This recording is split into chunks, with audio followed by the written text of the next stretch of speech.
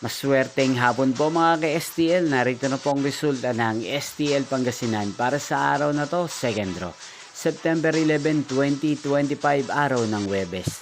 Naway mga natayahan niyo po mga numero kanina ay manalo nawa ngayong hapong ito, 4 PM. Kaya kunin niyo na po ang inyong mga ticket. Narito na po ang resulta. Ang mga numerong nanalo sa STL Pangasinan ngayong hapong ito, September 11, 2025, 5 PM.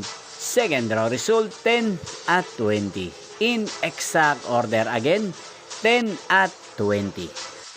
At ngayong hapong ito sa STL Pangasinan, natin pong i-shoutout si Kuya Orly ng Pangasinan na lagi pong nanonood din sa channel na to. Shoutout po sa inyo Kuya Orly.